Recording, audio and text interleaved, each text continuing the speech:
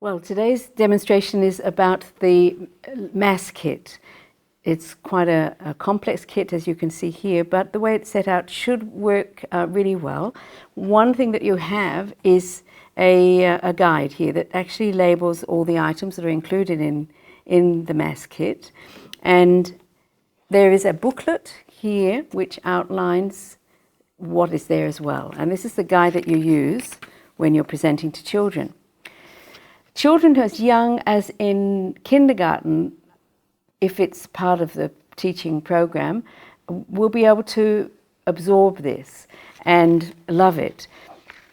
What you do with children who are very young, if they're in kindergarten or year one and they're being introduced to this material, you have to take the time. So it's not about introducing all these elements in one go. It's way too much for the little children. You can actually divide up the presentation into about 4 sections and do a quarter each time you're introducing it, allowing time in between for them to work with that and actually manipulate the things themselves. So children right the way through primary school will enjoy discovering what's involved with the furniture and the linens and the priestly vestments for the Mass. And even in high school, if they haven't been introduced to it or haven't had a close-up encounter, then you'll find that the children, when they go to the Mass, a class Mass, a school Mass, Sunday Mass, they will be very attentive to what's happening on the altar because they'll know the names of the items. When children are very young, it's just the names that they need to know and a very simple explanation. And that's basically how this booklet is structured. So in each case, for example, it says the altar, a special table where the priest consecrates the bread and the wine. The cloth on top of the altar is called an altar cloth. And you actually point to that item. You wouldn't have all of this out at the beginning. You'd actually build the altar, but for the sake of the filming, you can see it all set out here. And I'm just giving you a bit of an overview. But you can imagine you would have the altar, which is a flat pack altar, as I like to call it. It just assembles from three wooden pieces. And the altar cloth, you might have that in place. And the other things just beside you as you're introducing them. And then when you are introducing them to very young children, take your time. And you decide ahead of the lesson how many you're going to introduce. It might be half a dozen items. And you can follow just the simple order that's in the booklet if you like. It's the easiest thing to do to keep track of it. So you literally introduce the item, place the item on the altar and say what its name is and ask a child to repeat that name and to perhaps come up and touch it. You have to feel your way with the little children. As they're older, they don't need that as much, of course. So the items are, I'll just name a few of them and describe them as I'm doing so. We have the tabernacle. And in this booklet, the simple explanation is there. A locked cabinet where the Blessed Sacrament is kept when Mass is over. So I'll just lift it up here and show you how it does have a lock that locks and unlocks, showing you how precious is the item that's inside the altar. And inside you have the ciborium. I'll just pull it out here and place it up here for the moment. And the ciborium has got a lid, and inside the ciborium we have one host. The ciborium may have many hosts after the Mass, but the ciborium is the vessel that contains the body of Jesus after the consecration at Mass and is kept in the tabernacle, which is locked. I'll just put this one back now, and we can lock it. There you go. So the various items are here. I don't think I'll go through them all. I'll go through one or two for you. We have the sanctuary lamp. This is always lit when Jesus is present in the tabernacle. And then we have the candles here on either side of the altar. They remind us of Jesus himself, who's the light of the world. The crucifix is facing the priest. It's called a crucifix. It's different to a cross because it carries an image of the body of Christ. And it's found today either on the altar or close to the altar within the vision of the priest.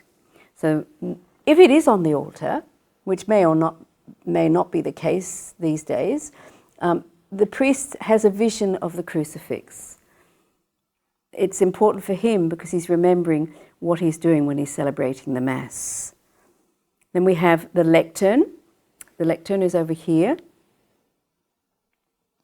And it's the stand that holds the book that contains the scriptures that are read in the Mass. So there's a little book here that's called the lectionary. That's what the lectionary is.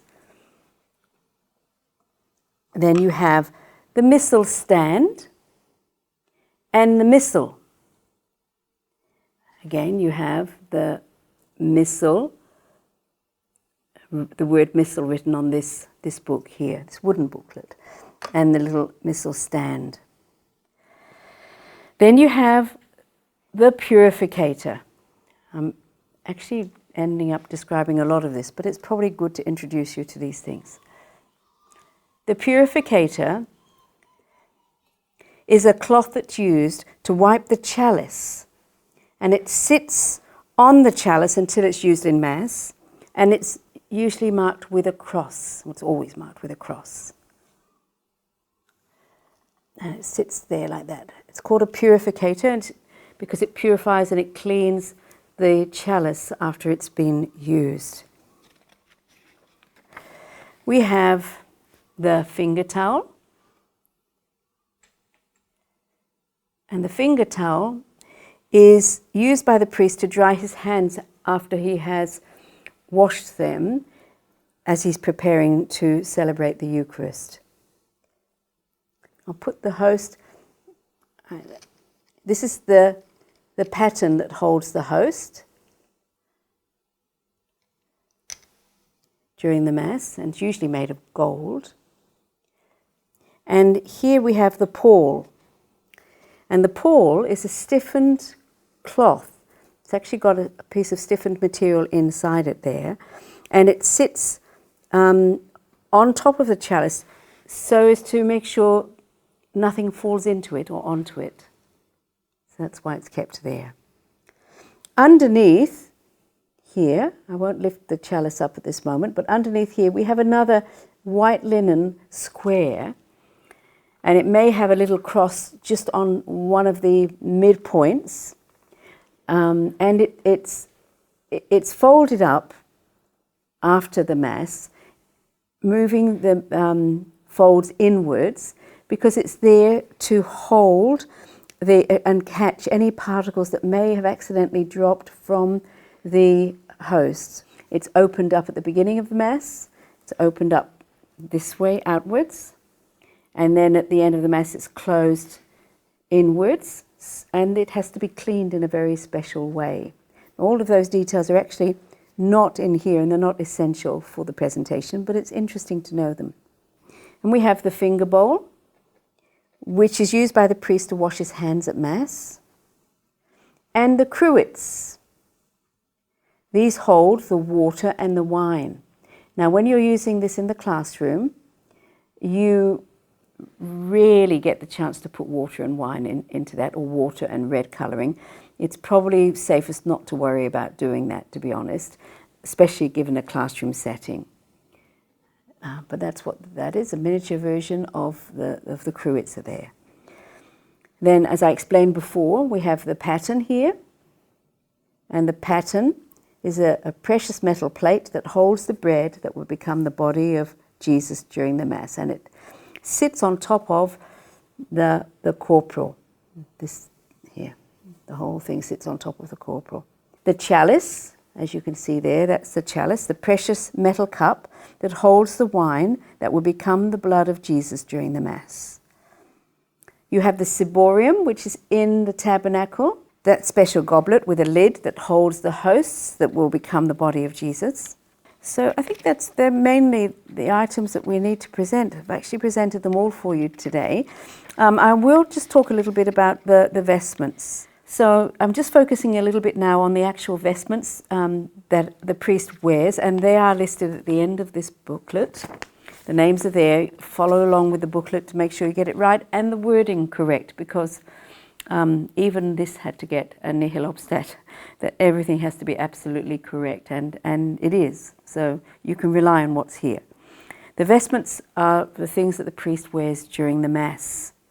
You have various elements here, and of course the 4 chasubles, they're called chasubles, the overgarment that the priest wears. It's a sleeveless outer vestment that's worn by the priest during Mass, when celebrating the Mass, and it follows the liturgical colours, the patterns of the liturgical colours for the year.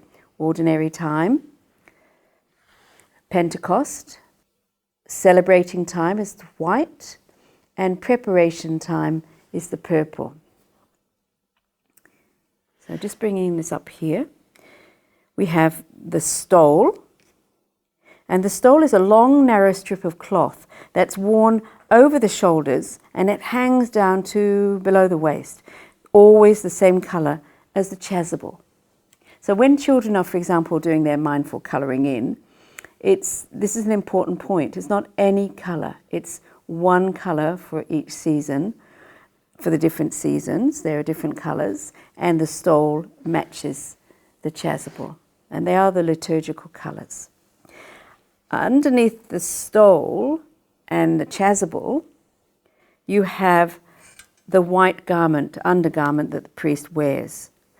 And it's called an alb. It's a long white robe worn by the priest underneath most of the other vestments, which I've just mentioned to you. Then you have a cincture. A cincture is a rope-like belt that the priest wears around his waist over the alb. So,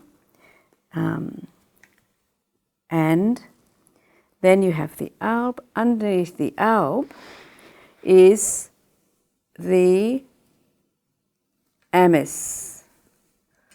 Okay, so the amice is underneath the alb.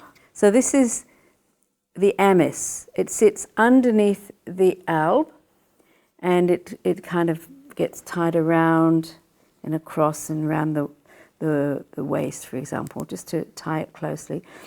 It has various symbolisms attached to it, but I'm not going to go into that in this video.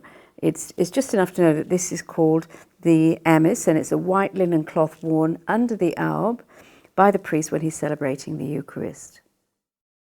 There are these little cards as well, and on these are the same listed items and the description, and the children will enjoy, once they're readers, will enjoy matching these with each one of the vestments or the vessels or the linens.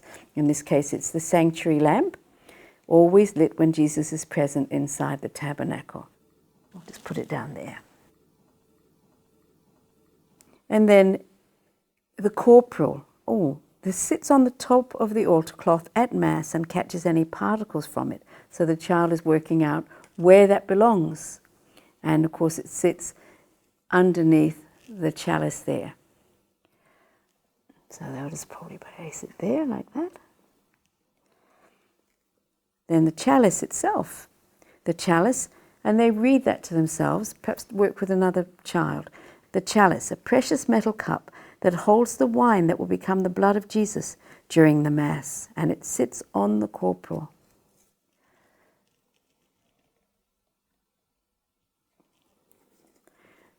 This one is the tabernacle. The tabernacle, a locked cabinet where the Blessed Sacrament is kept when Mass is over.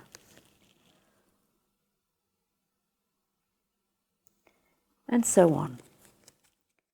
Another good thing to know about are the various simple craft activities that have been designed to support the pondering and the thinking when children are preparing, especially for their first Holy Communion. And that was the intention in developing these. So I'm just going to show those to you briefly. They are also available for whoever wants access to them. So we have this. The the prints are done on card, so that there's a little bit of weight to the card. And by the time they cut out these things and assemble them, for example, here's the chalice, and they cut around the edges, just like that. And then they fold here and here. They've got the words that describe what the chalice is. And these two flaps at the end fold inwards.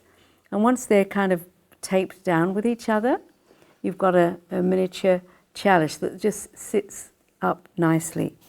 And then we have various, the Paul, what's this one here? The corporal. And the crucifix, etc. All the items that are used during the Mass so that children can make their own mini altar. Then you have another one here. This one is, this is laminated, but if you have it in card and children can cut it up, or even paper. It's a mix and match activity. So you have each item and its description. The task for the child is to cut this up and actually have the words and the picture separate, and that they see if they can assemble the items, match the items up with the definition with the item itself. And then you have this one. Let's see. So this is like make your own booklet for praying through the Mass. And it's called Praying My Way Through the Holy Sacrifice of the Mass. So the children need to simply cut carefully across the line, the center line here that's marked, and then they have to assemble the pages. They're all numbered. By the time they get them in the right position, and then they center staple it, or perhaps put a ribbon around the middle, and they have then a book which, as I will show you, introduces the parts of the Mass. So the beginning of the Mass starts with the sign of the cross, and it's telling you that part of the Mass, and then their eye is drawn to the image on the other side of the page, usually on the other side of the page, so that they're reflecting on what they're doing. And it takes them through the different parts of the Mass and how they pray at the different parts of the Mass. So for example, this is the center part here, and it's about the Sanctus. I'll just read this little bit to you. It's page 24 over to 25. That's when you know you've reached the center of a booklet, that those two numbers are one after the other. The Sanctus, we pray, Holy, holy, holy, Lord God of hosts, heaven and earth are full of your glory. Hosanna in the highest. Blessed is he who comes in the name of the Lord. Hosanna in the highest. And underneath that it says, God, the Trinity, is three persons in the one God.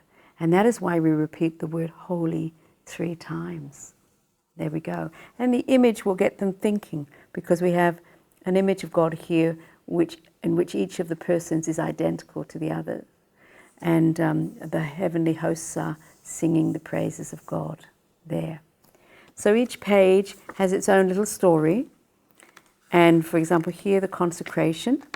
And the picture is of Jesus in the Last Supper, when he's consecrating that host for the first time. And it says, this is the moment when heaven and earth meet. The bread and the wine become the body and blood of Jesus Christ. When the priest lifts the paten and then the chalice, we pray in the quiet of our hearts, my Lord and my God. And so it goes on. I won't read the whole booklet to you, but you know, there are lots of different elements there, the Lord's Prayer, etc. So that's something that hopefully the children can take that to the Mass when they go to the Mass as well, and actually pray their way through the Mass, or just read through it in their own time in the prayer space once they've assembled one of those. And you might have one in the prayer space that's already assembled.